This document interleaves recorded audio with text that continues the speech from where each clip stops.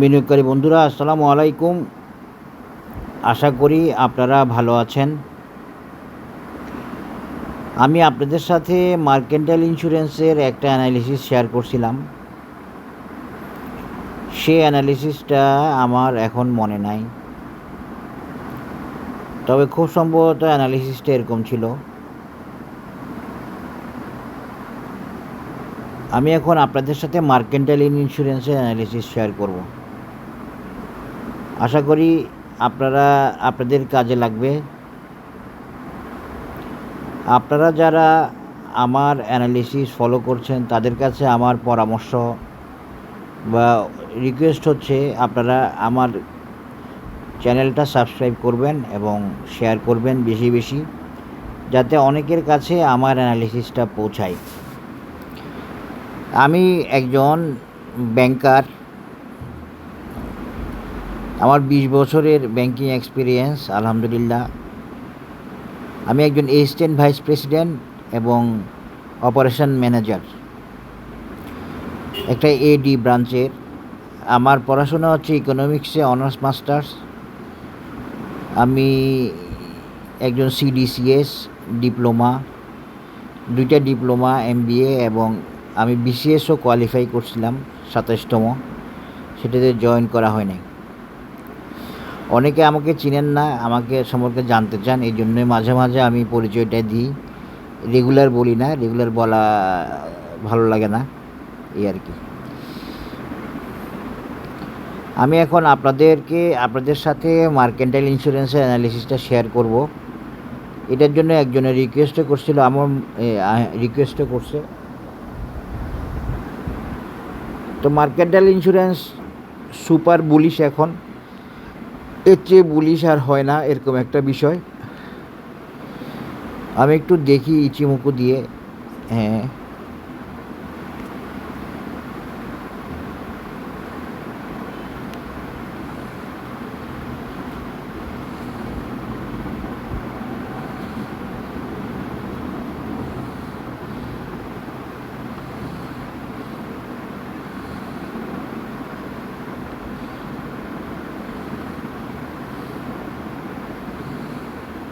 Mercantile ইন্স্যুরেন্সের আমি আজকে আগের অ্যানালিসিস কী দিছি সেটা একটু দেখব। এরপরে আপনাদেরকে আমি 2টা অ্যানালিসিস দিব, একটা শর্ট টার্ম একটা লং টার্ম, 2টা একসাথে দিয়ে দিব। তবে আবার লং টার্ম দেখে আপনারা মিসগাইড হতে পারেন, এই জন্য আমি আসলে লং টার্ম দিই না, সময় হলে দিব।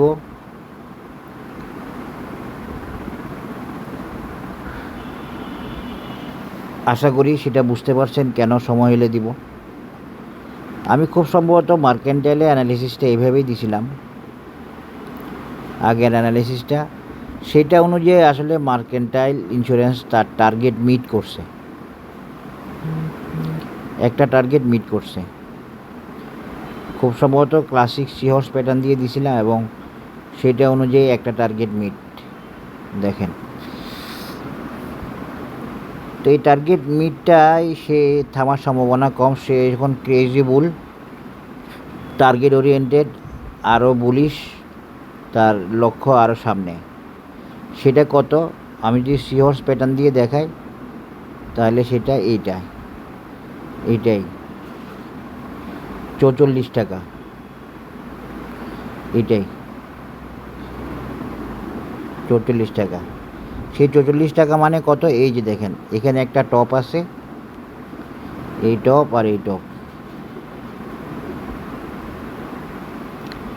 এরপরে আমার মনে হয় মার্কেন্টাইলের যেতে কষ্ট হবে।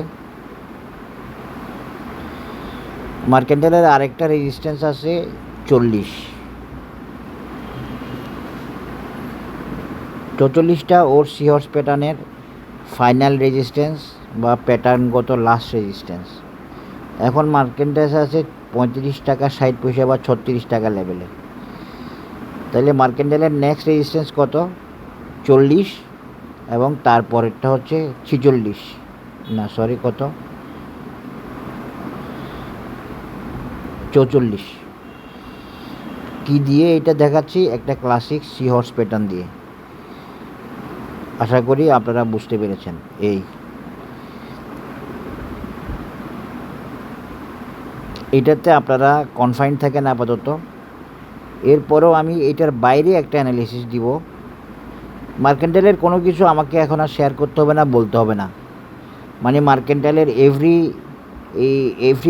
each and every indicator and oscillator is with the price এখন সবগুলা ইন্ডিকেটর অসিলেটরের ভোলাটিলিটি, মোমেন্টাম, মুভিং অ্যাভারেজ সব কিছুর কন্ট্রোল নিয়ে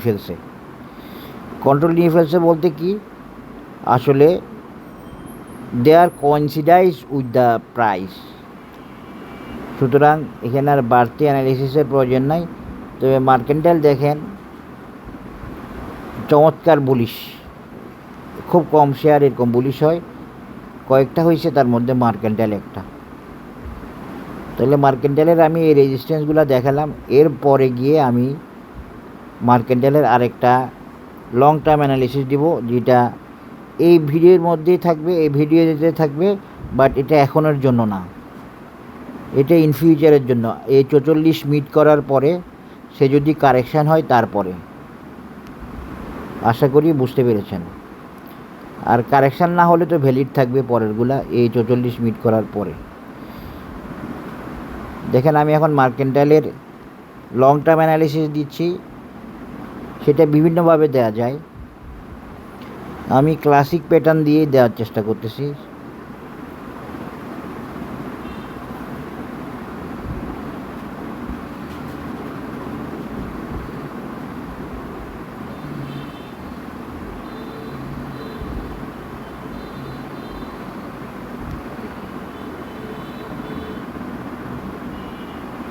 তেষট্টি, আর একটা হলো 44, 43, 80 বা 44, আর একটা হলো 63।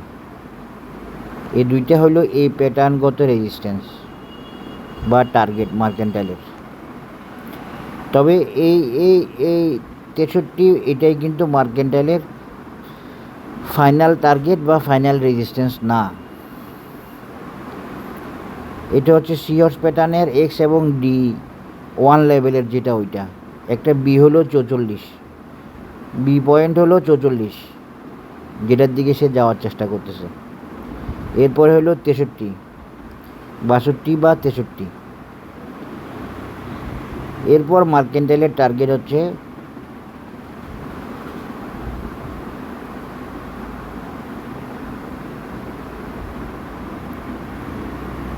82, 84। এই তিনটাই হলো মার্কেন্টাইলের নেক্সট রেজিস্ট্যান্স বা নেক্সট টার্গেট লেভেল।